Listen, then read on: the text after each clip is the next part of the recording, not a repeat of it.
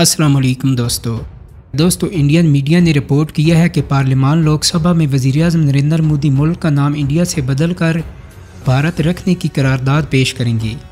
اس کے بعد سے سوشل میڈیا پر اس پیش رفت کے حق اور مخالفت میں گرما گرم بحث کا سلسلہ جاری ہے۔ حزب اختلاف کی کانگریس پارٹی کے رہنما اور معروف دانشور ششی تھرور نے ایک ٹویٹ میں لکھا ہے کہ اگرچہ ہندوستان کو بھارت کہنے میں کوئی آئینی اعتراض نہیں، کیونکہ یہ ملک کے 2 سرکاری ناموں میں سے ایک ہے، لیکن مجھے امید ہے کہ حکومت اتنی احمق نہیں ہوگی کہ انڈیا کو مکمل طور پر ختم کر دے، کیونکہ اس نام کی برانڈ ویلیو صدیوں سے قائم ہے۔ ہمیں دونوں الفاظ کا استعمال جاری رکھنا چاہیے، بجائے اس کے کہ ہم اس تاریخی نام کو ترک کر دیں کہ جو دنیا بھر میں تسلیم شدہ ہے۔ کانگریس کے سیاستدان جے رام رمیش نے اس آئین پر حملہ قرار دیتے ہوئے ایکس پر لکھا کہ مودی انڈیا کو تقسیم اور تاریخ کو مسخ کر رہے ہیں۔ اخبار انڈیا ٹوڈے کے مطابق 2016 میں انڈین سپریم کورٹ پہلے اسی قسم کی ایک پٹیشن کو رد کر چکی ہے، جس میں مطالبہ کیا گیا تھا کہ انڈیا کا نام بھارت سے بدل دیا جائے۔ اس وقت کے chief justice T S Thakur نے اس موقع پر پٹیشنر کو مخاطب کر کے کہا تھا، بھارت یا انڈیا، آپ اسے بھارت کہنا چاہتے ہیں تو بے شک کہیں، اور اگر کوئی اسے انڈیا کہتا ہے تو اسے انڈیا کہنے دیں۔ اخبار انڈیا ٹوڈے کے مطابق اگر انڈین حکومت ملک کے نام کو بدلنا چاہتی ہے تو اس مقصد کے لیے اسی آئین کی اوپر بیان کرتا شق نمبر 1 کو تبدیل کرنا ہوگا، اور آئین کی شق 268 کے تحت اس مقصد کے لیے اسے 2/3 اکثریت درکار ہوگی۔ دوستو 2019 کے انتخابات میں حکمران بی جے پی اور اس کے اتحادیوں نے لینڈ سلائیڈ فتح حاصل کی تھی اور 543 کی ایمان میں 333 نشستیں جیتی تھیں، جو 61% بنتی ہیں۔ اس لیے بظاہر نریندر مودی کے لیے ملک کا نام بدلنا آسان نہیں ہوگا، لیکن دوستو اب سوال یہ ہے کہ انڈیا، بھارت، ہندوستان یہ نام کہاں سے آئے؟ تو لفظ بھارت دراصل بھارت ورشہ کی مختلف شکل ہے، جس کا مطلب ہے بھارت کی اولاد کا وطن۔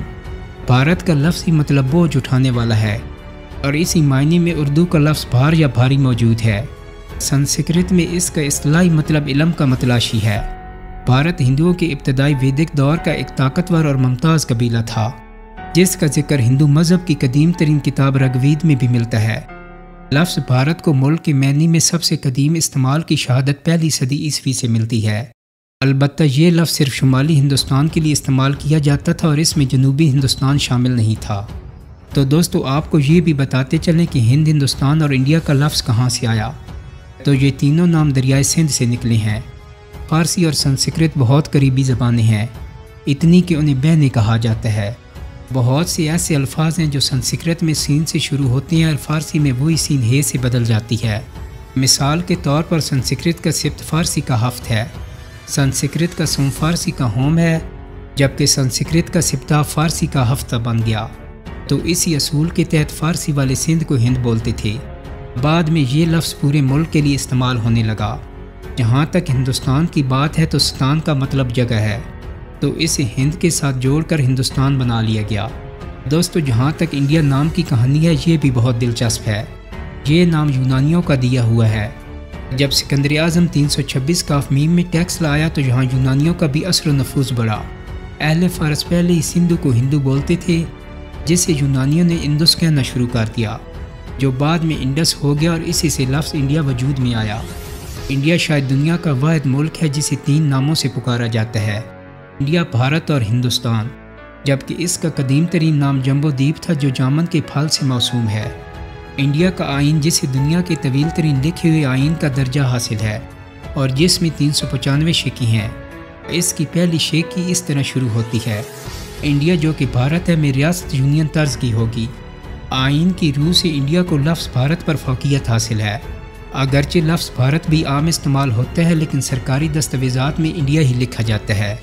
لیکن اب پہلا موقع ہے کہ مودی حکومت نے لفظ بھارت کو انڈیا پر فوقیت دے دی ہے۔ اس کی ایک بڑی وجہ یہ ہے کہ مودی حکومت سمجھتی ہے کہ لفظ انڈیا غیر ملکیوں نے دیا ہے۔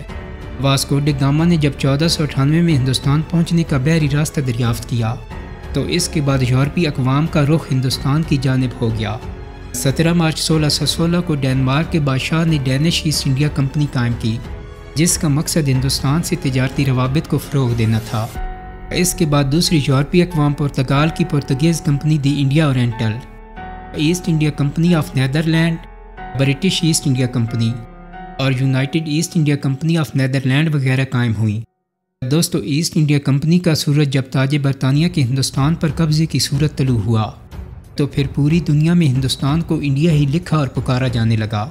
اب آتے ہیں اس بات پر کہ لفظ انڈیا پر پاکستان کا حق کیوں ہے۔ تو بات یہ ہے کہ سر جان مارشل تقسیم سے پہلے انڈیا کے محکمہ آثار قدیمہ کے سربراہ رہ چکی تھی۔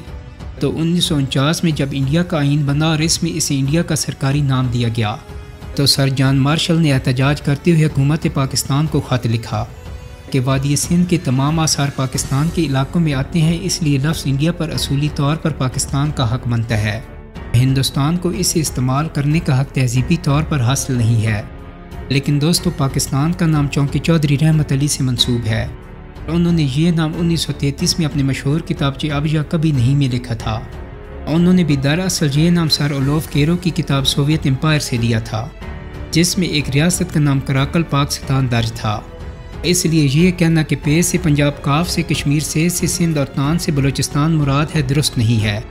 اور آزادی کی تحریک میں پاکستان چونکہ زبان زد و خاص عام ہو چکا تھا، اس لیے کسی رہنما نے اس جانب توجہ ہی نہیں دی کہ نئی مملکت کا نام پاکستان کے علاوہ بھی کوئی اور ہو سکتا ہے۔